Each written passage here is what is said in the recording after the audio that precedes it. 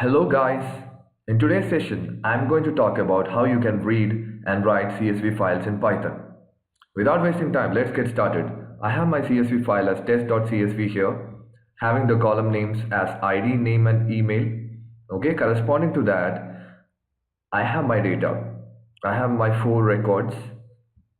Okay, corresponding to ID you have these numbers.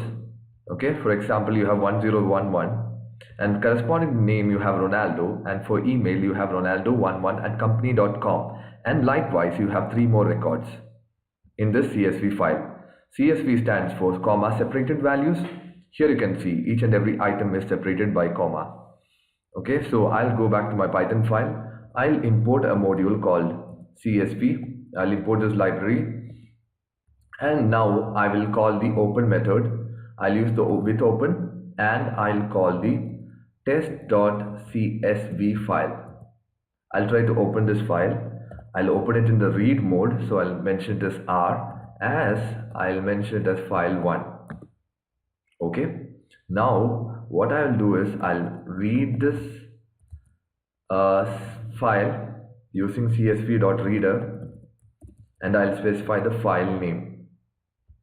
So this will return you, this csv.reader method will return you the value inside csv underscore read. Okay, so I am storing it inside a variable called csv underscore read. Now if I use a for loop and print the items in csv read, I'm going to print all the items in csv read one by one, and if I run this program, you can see the CSV files, whatever is there in the CSV file is getting printed in the form of lists. Okay, each and every record, including the header, is getting printed in the form of lists. Okay, so now what if you don't want the header? Some cases, some people, in some scenarios, you don't want this header to be there. So for that, you can always go with next, and you can say csv underscore read. So this basically means you can skip the header of this file, of the CSV file, which basically is the column header names. Okay, so if I run this program now, you can see the column header is getting removed. In the column header we had ID, name and email. Okay, the column headings are getting removed once I call the next method, next function, and I specify the CSV read. Okay, so that's about reading the file. Now what if I want to read only the email of the employees? Okay, so in that case you can specify the index. Here you have email in the second index. So if I specify items 2, and if I run the program, you can see all the email IDs getting printed one by one. Okay, so that's about reading the file. Now what if I want to write this file? I want to write this into a different file. I'll say with open, I'll open the new file here, test underscore new dot csv, and I'll say I want to write this time, so I'll mention w as file 2. Okay, now I'll say csv underscore write equals csv dot writer. I'll call the writer method and specify file 2. Okay, now in this case, in the new file where I'm going to write, I'm going to use a delimiter. Okay, I'm going to use a delimiter, and I'm going to specify it as a tab space. Okay, I'm going to do this, and then what I'll do is I'll indent this for loop, and for each and every items in this CSV read, I'm going to write the row. I'm going to call the right row of the CSV write, and I'm going to specify the items. Okay, now if I run this program, you can see process code is finished with exit code 0. If I expand this, you can see that the new file is getting created here, test new.csv. If I double click on this, you can see comma, this tab delimiter is working fine with the test new.csv.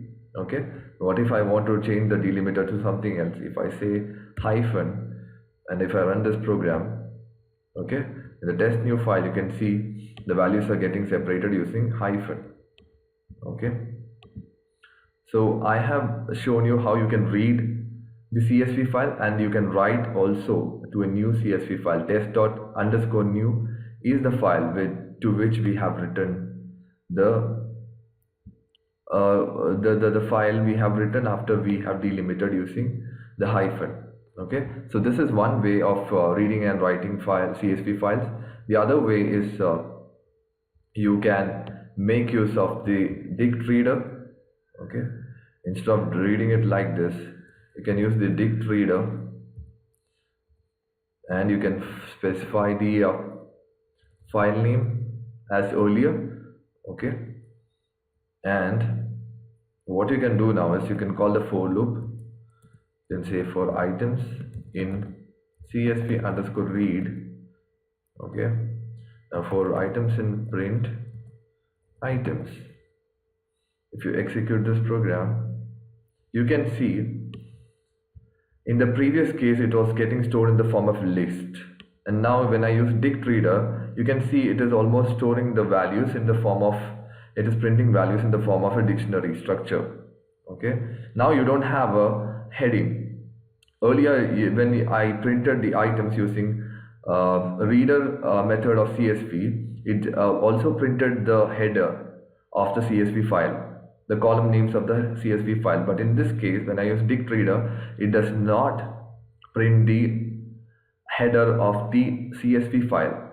The CSV file we have in the picture is having the column names as ID, name and email. We don't have it here.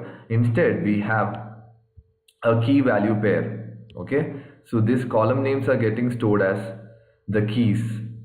ID is there, name is the key, email is become a key, and corresponding to that you have the values. Okay, so without doing anything, you can just see this kind of output using dict reader. Okay, now if I want only the email, okay, I can say email, print just the email.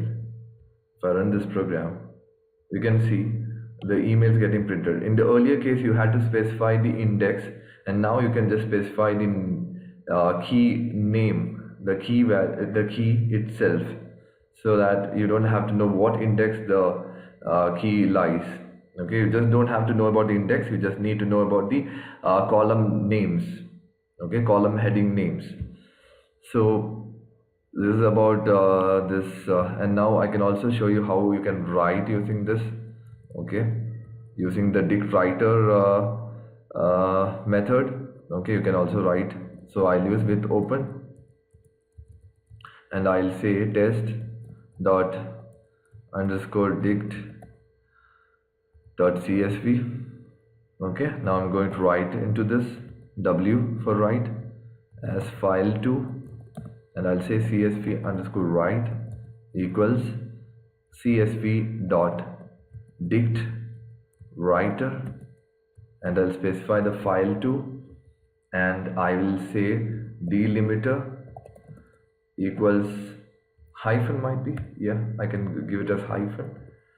Now I'll use the for loop for printing the items. For items in csv underscore read.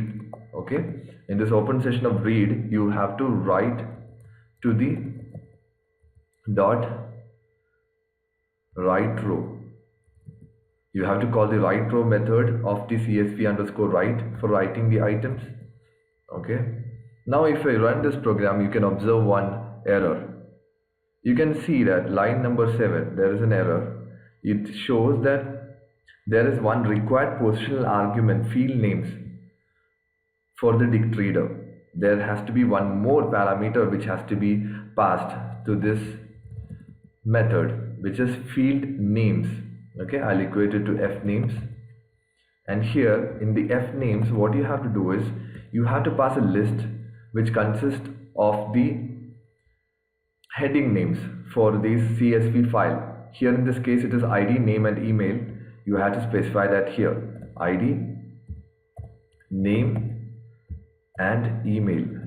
You have to specify it in f names, and you have to pass that to field names argument, positional argument of dict writer method. Okay, now if I run this program, you can see process finished with exit code 0. What is the name of the file which we are writing into? It is text underscore dict.